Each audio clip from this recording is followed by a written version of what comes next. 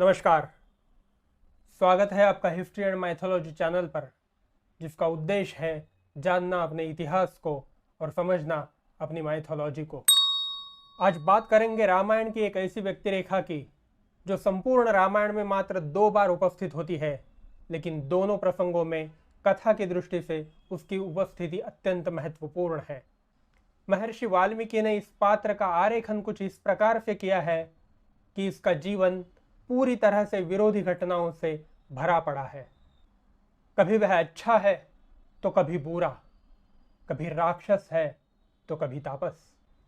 जी हाँ, मैं बात कर रहा हूँ मारीच की, जो अधिकतर प्रसिद्ध है स्वर्ण मृग का रूप धारण कर सीता जी के अपहरण में रावण का सहायक होने के लिए।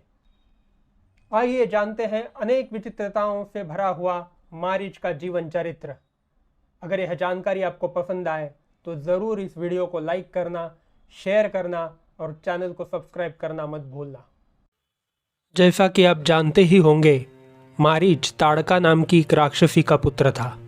लेकिन ताड़का कोई जन्म से राक्षसी नहीं थी। पहले वह एक यक्षी थी और बाद में राक्षसी बनी। उसके जन्म की कथा कुछ इस प्रकार से है। सुकेतु नाम का एक यक्ष था। उसने बहुत कठिन तप किया। ब्रह्मा जी उसे प्रसन्न हुए और आशीर्वाद के रूप में उन्होंने सुकेतु को एक पुत्री प्रदान की। उस पुत्री में 1000 हाथियों का बल था, लेकिन देखने में वह अत्यंत सुंदर और नाजुक थी, स्वभाव से शालीन थी। जब वह विवाह के योग्य हुई तब सुकेतु ने उसका विवाह सुंद से कराया। यह यक्ष था या राक्षस, इसका ठीक से उल्लेख रामायण में नहीं है। केवल यह जंभ का पुत्र था, इतना ही कहा गया है। बाद में सुंद और ताड़का को 2 पुत्र हुए। बड़े का नाम मारीच और छोटा सुबाहु। दोनों पुत्र माता के समान शांत और सज्जन ही थे।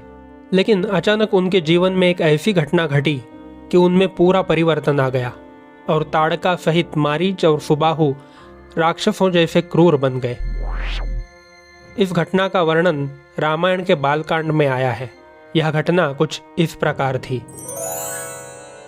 एक बार सुंद मद्य के नशे में अगस्त्य ऋषि के आश्रम पर हमला कर देता है। अगस्त्य बड़े तपस्वी थे। आश्रम का नुकसान होने से पहले ही वे सुंद को अपने तपोबल से जला देते हैं। जब यह बात ताड़का को पता चलती है तब अपने पति की मौत से वह क्रुद्ध हो जाती है और बदला लेने के लिए अपने पुत्रों के साथ अगस्त्य के आश्रम पर आक्रमण करती है। वे तीनों तपस्वी अगस्त्य का कुछ नहीं बिगाड़ पाते, लेकिन अगस्त्य उन्हें शाप देते हैं कि अब से तुम सब राक्षसों जैसा ही व्यवहार करने लगोगे, क्रूर बन जाओगे। इस शाप के कारण ताड़का का सुंदर नाजुक शरीर एक क्रूर विकराल राक्षसी में परिवर्तित हो जाता है। मारीच और सुबाहु क्रूर राक्षस बन जाते हैं। फिर पाताल लोक जाकर राक्षसों के अधिपति सुमाली से मिलते हैं। सुमाली की आज्ञा के अनुसार तीनों माँ बेटे शरयू नदी जहाँ गंगा से मिलती है उस प्रदेश में आकर नगरों को नष्ट कर अपने रहने के लिए अरण्य बनाते हैं। वही अरण्य ताटकावन नाम से प्रसिद्ध होता है। उस अरण्य में रहकर तीनों आजू बाजू के प्रदेश में यज्ञ आदि करने वाले ऋषियों को संतृप्त करने लगते हैं। उनके यज्ञों को उद्ध्वस्त करते हैं और जनता को परेशान करते हैं। यह हुई कहानी मूलतः अच्छे लेकिन अगस्त्य के शाप के कारण राक्षस बने ताड़का, मारीच और सुबाहु की। ताड़का के वन के पास ही महर्षि विश्वामित्र का आश्रम था। इन तीनों राक्षसों ने उनके भी यज्ञ में विघ्न लाना शुरू कर दिया और विश्वामित्र को अपने यज्ञ के रक्षण के लिए महाराज दशरथ से उनके 2 पुत्र श्रीराम और लक्ष्मण को लाना पड़ा। उस वक्त भगवान श्रीराम की आयु 16 साल से भी थोड़ी कम थी। अयोध्या से विश्वामित्र के आश्रम आते समय रास्ते में ही उनका सामना ताड़का से हुआ और स्त्रियों पर शस्त्र न चलाने की प्रतिज्ञा होने के बावजूद महर्षि विश्वामित्र की आज्ञा के अनुसार श्रीराम ने उसका वध कर दिया। फिर आश्रम में यज्ञ शुरू हुआ और यज्ञ के 7वें दिन मारीच और सुबाहु ने आश्रम पर हमला कर दिया। इस प्रसंग में पहली बार मारीच श्रीराम के सामने आया था। घनघोर युद्ध हुआ और सुबाहु सहित राक्षस सेना मारी गई। और भगवान श्री राम के बाण के धक्के से मारीच वहां से उड़कर दूर समुद्र के भीतर 100 योजन जाकर गिरा। बालकांड के इस प्रसंग के बाद मारीच का दूसरा प्रवेश होता है सीधे अरण्यकांड में। शूर्पणखा के द्वारा भड़काया गया रावण माता सीता के अपहरण की योजना बनाकर सहाय मांगने के लिए मारीच के पास आता है। लेकिन मारीच उस वक्त कहाँ था? वह दूर एकांत में समुद्र के किनारे एक आश्रम बनाकर तपस्या कर रहा था। एक राक्षस तापस बन गया था। उत्तरवर्ती रामायणकार तो कहते हैं कि वह श्री राम की भक्ति में ही लीन हो गया था। और ऐसी स्थिति में रावण ने जाकर उसके सामने अपनी सीता अपहरण की योजना रखी और उसका सहाय मांगा। मारीच की सबसे पहली प्रतिक्रिया थी डर। वह भयभीत हो उठा।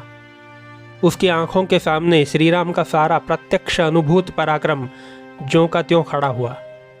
वाल्मीकि कहते हैं, तस्य राम कथां श्रुत्वा मारीचस्य महात्मनः शुष्कम समभवद्वक्त्रम परित्रस्तो बभूवच। अर्थात उसका मुंह सूखा हो गया और वह परेशान हो गया।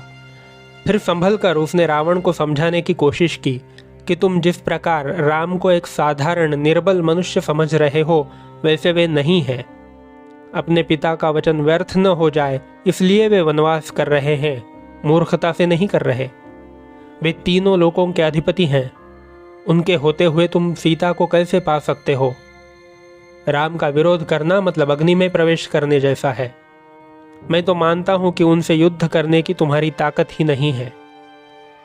इसके बाद मारीच रावण को विश्वामित्र के आश्रम में कैसे राम के सामने उसे पराभूत होना पड़ा वह कथा सुनाता है और कहता है कि मैं तुम्हें रोक रहा हूं, फिर भी तुम श्री राम से युद्ध करने जाओगे तो पूरी सेना और लंका नगरी सहित दग्ध हो जाओगे, नष्ट हो जाओगे। इसके बाद मारीच दूसरा प्रसंग रावण को बताता है जिसमें फिर से उसने भगवान श्री राम पर आक्रमण किया था। यह घटना श्री राम जी का वनवास शुरू होने के बाद की है। मारीच कहता है कि मैं और 2 अन्य राक्षस महामृग का रूप धारण कर दंडकारण्य में घूम रहे थे। वहां के तापसों के यज्ञ उद्ध्वस्त करते, उनका रक्त पीते और मांस खाते हम धूम मचाए हुए थे। ऐसे में ही एक दिन उस प्रदेश में मैंने तापस वेश में राम, लक्ष्मण और सीता को देखा। मेरा पुराना वैर जागृत हो उठा। मैंने ऐसा भी सोचा कि यह अब तापस बन गया है तो मुझसे युद्ध नहीं कर पाएगा। इसी विचार में मैंने अन्य 2 राक्षसों के साथ राम, लक्ष्मण और सीता पर आक्रमण किया। हमारा आक्रमण देखकर राम ने 3 बाण हम पर छोड़े। 2 बाणों से तो उन्होंने मेरे 2 साथी राक्षसों को मार दिया, लेकिन मुझे मारा नहीं। मैं जैसे तैसे वहां से छूटकर भाग गया, लेकिन बहुत डर गया था। मुझे अरण्य में सभी और राम ही राम दिखने लगे और सिर्फ राम ही नहीं, र अक्षर से शुरू होने वाले हर एक शब्द से डर लगने लगा, जीवित का भय होने लगा।